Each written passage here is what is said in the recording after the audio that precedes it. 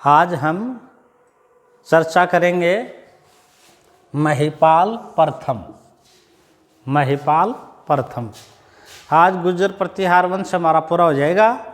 ये टॉपिक आप पूरा करके लाए होंगे। टॉपिक के बाद मैं इम्पोर्टेंट प्रश्न भी दोहरा दूंगा।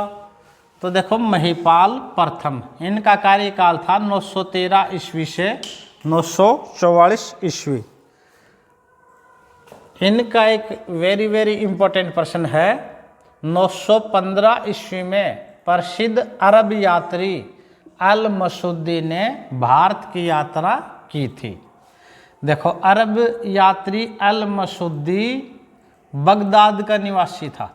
ये कहाँ का निवासी था? बगदाद। बगदाद इराक की राजधानी है बगदाद। तो बगदाद निवासी अल मसूदी ने महिपाल प्रथम के समय 915 में भारत की यात्रा की थी और अल मसूदी ने राजा को बोरा कहा था और गुज्जर प्रतिहारों को अल गुज्जर कहा था। एक प्रश्न आप बता दो, ये बताओ सुलेमान किसके काल में आया था? सुलेमान 851 ईस्वी। 851 ईस्वी में किसके काल में आया था? यह आया था मिहिर भोज। मिहिर भोज या भोज फर्स्ट, जिसने आदिवरा की उपाधि धारण की थी। 2 अरब यात्री हो गए। अल मसूदी था बगदाद का, जो आया था महिपाल प्रथम के काल में 915 ईस्वी में, और सुलेमान आया था 851 में मिहिर भोज या भोज प्रथम के काल में। राष्ट्रकूट शासक इंद्र तृतीय ने महिपाल को पराजित किया। देखो, सबसे पहले तो वत्सराज था। वत्सराज को पहला शासक था वत्सराज गुर्जर प्रतिहार को, जिसको किसने पराजित किया था? राष्ट्रकूट शासक ध्रुव फर्स्ट ने। दूसरा शासक था नागभट्ट द्वितीय। नागभट्ट द्वितीय। अच्छा, नागभट्ट द्वितीय को किसने पराजित किया था? यहाँ देखो, महिपाल को किया था इंद्र तृतीय ने और नागभट्ट को किया था गोविंद तृतीय ने। गोविंद तृतीय ने। और ये जो हैं भोज ने कृष्ण द्वितीय को पराजित किया था। राष्ट्रकूट शासक भोज ही था, नहीं, गुर्जर प्रतिहार शासक भोज ही था जिसने राष्ट्रकूट शासक को पराजित किया था। बाकी तो राष्ट्रकूट शासक जीतते हैं। और ये हैं महिपाल। महिपाल को पराजित किया था इंद्र तृतीय ने। आगे देखो, राजशेखर इनके भी दरबार में थे और राजा को रघुवंश मुक्तामणि कहा है। महिपाल में एक ही प्रश्न इम्पोर्टेंट है। प्रसिद्ध अरब यात्री अल मसूदी ने भारत की यात्रा की थी।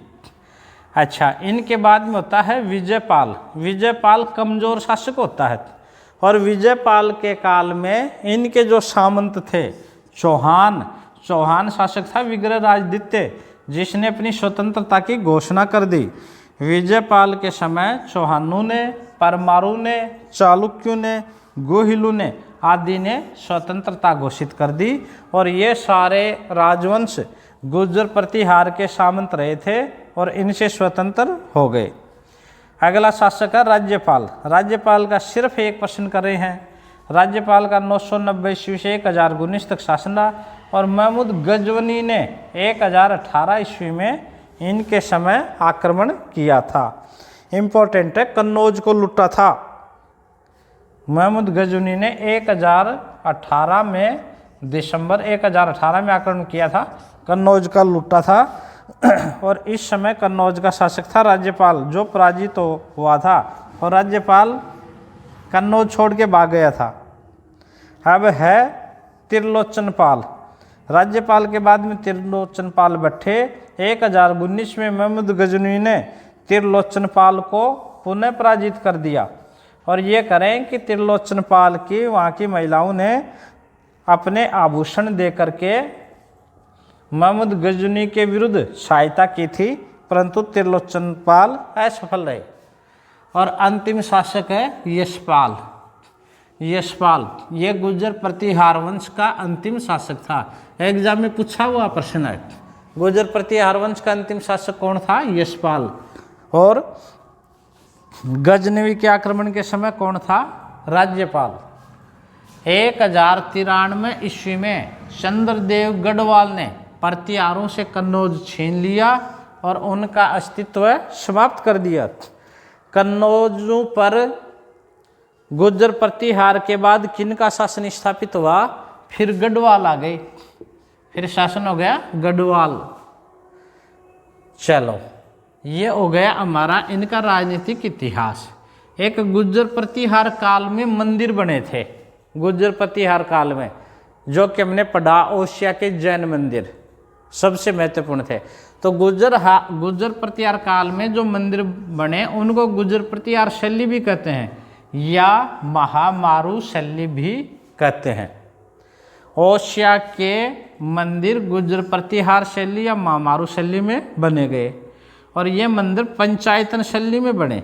इनकी जो शैली पूछी जाती है ये महामारू शैली या गुर्जर प्रतिहार शैली या इनको पंचायतन शैली भी कहते हैं। पंचायतन शैली क्या थी? पंचायतन शैली नागर शैली का प्रारंभिक रूप था। अब आप ये देखोगे नागर शैली क्या थी?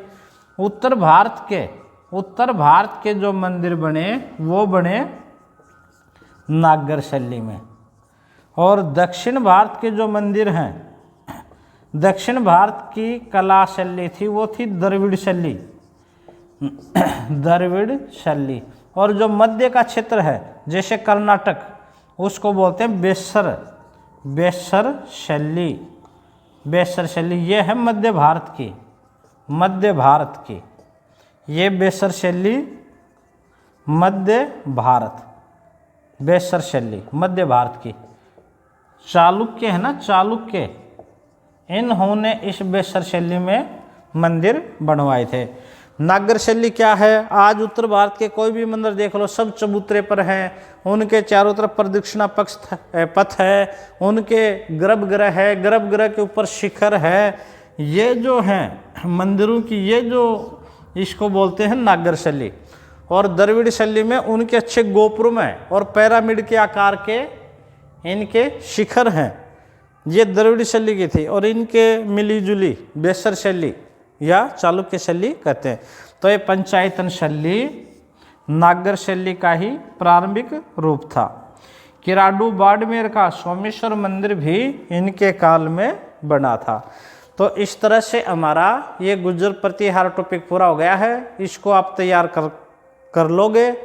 महत्वपूर्ण प्रश्न है उनको मैं एक बार पुनः दोहरा देता हूँ।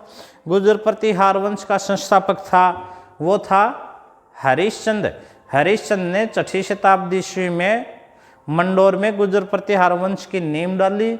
फिर इनका नागभट्ट प्रथम होता है जिसने मेड़ता से बीनमाल, फिर उज्जैन अपनी राजधानी बनाता है।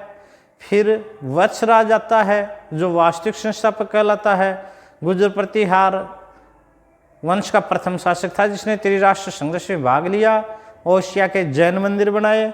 फिर इनका शासक आता है नागभट्ट द्वितीय जिन्होंने कन्नौज को जीतकर अपनी राजधानी बनाई थी। परम भट्टारक महाराजाधिराज परमेश्वर की उपाधि धारण करने वाला प्रथम शासक था। गंगा जल में समाधि ली थी। इनके बाद में आता है भोज फर्स्ट जो मिहिर भोज के नाम से जाना जाता है। आदिवरा प्रभास इनकी उपाधियाँ रहती हैं। ग्वालियर अभिलेख इनका रहता है। अरब यात्री सुलेमान इन्हीं के काल में 851 ईस्वी में आता था।